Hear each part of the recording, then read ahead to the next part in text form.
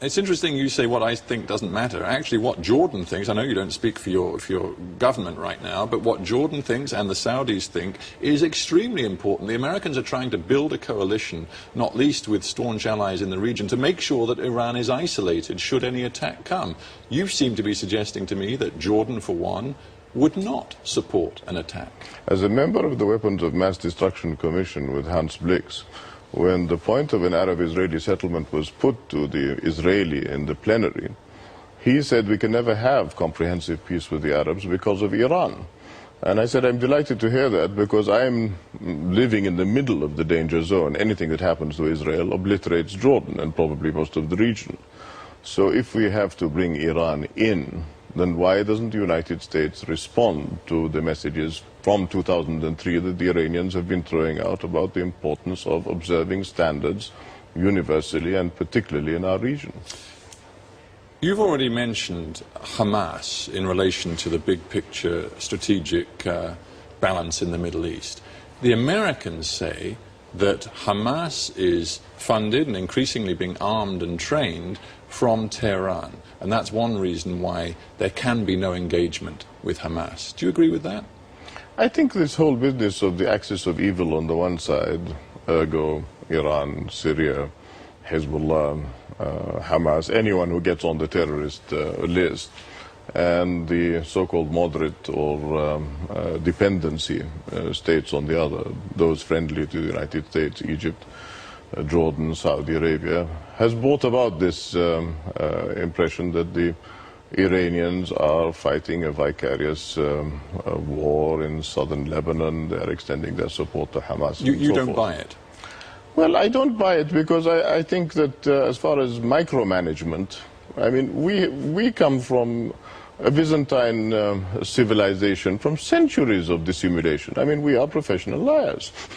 And therefore, for the United States to come to our part of the world and micromanage us by receiving, for example, a militia head in the White House or receiving a politician from Lebanon in the White House, I mean, this shows that the United States are looking at the trees rather than at the woods. So, let's be clear. You say, do you, that there can be no meaningful move toward lasting peace between Israel and the Palestinians unless Hamas is brought in from the cold, unless Hamas is engaged with? Well, I think even Tony Blair said almost that the other day in the European Parliament. Certainly it's Big Brzezinski, Kissinger and Henry Siegmund, Paul Volcker, everybody has been saying don't fantasize about peace with the PA, with half of the PA, which after all authorized Mahmoud Abbas to negotiate in their name, excluded from the process. Well, I find it interesting you say that, and you sound so easy about the concept of bringing Hamas in and talking to them, when your own government in Jordan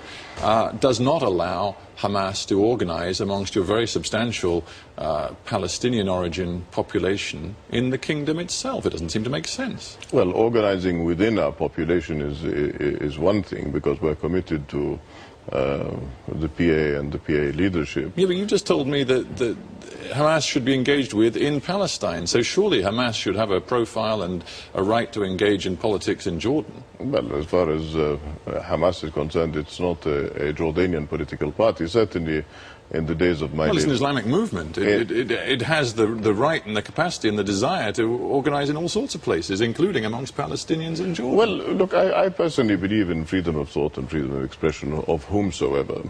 But if the objective of the so-called Islamic movements is to dominate the region, then I think that is coming inevitably, because I think that instability in the region is predicated by the possibility of war. But you're a Democrat. You told me you were committed to democracy. You just cited the fact Hamas had won parliamentary elections in the Palestinian territories in early 2006. So why not allow them to have their voice and organize in the Kingdom of Jordan? I think you could put it with the following parallel. If Mr. Musharraf was elected to the presidency of Pakistan, and today as a result of democratic elections, the new coalition is going to probably try to oust him from his position of authority, I think all leaders in the region, including in Jordan, would be extremely worried about the possibility of an Islamist nationalist coalition which would oust them, particularly in the event of a confrontation with Iran. So the fact that Hamas is illegal in Jordan is purely a selfish defense mechanism coming from your nephew, the king, is it? He just wants to safeguard his own power and his own position. No, on the contrary, I think that he is being extremely generous in supporting the Palestinian cause and championing forgive me, the Hamas leadership was expelled from Jordan in 1999. If you believe that Hamas is part of the solution to I went to call on President Clinton at the time of Khalid Mishal's attempted assassination in the streets of Amman, and we brought back the antidote, and we brought Sheikh Hassan to Jordan and all of that. Well, and then you tossed them all out to Qatar. Well, I had left public office at that time. You are Prince Hassan of Jordan. Your king is your nephew. You are extraordinarily well connected. We can talk a bit later about your precise relationship with him, but I'm just trying to get to grips with what seems to me a fundamental problem in the region. Here you are, you say, I believe in democracy. Hamas has to be part of any solution in the Middle East. But actually, in my kingdom, we can't really allow them to have a role and a voice because that would be dangerous for the stability of our state. Why is the Middle East like this, that you can see the way in which democracy ought to work, but in your own situation it cannot work? Well, you see, I mean, I put it this way. President Carter came out, supervised the election, said that the elections were clean and fair, but it's easy to get onto the terrorist list, very difficult to get off.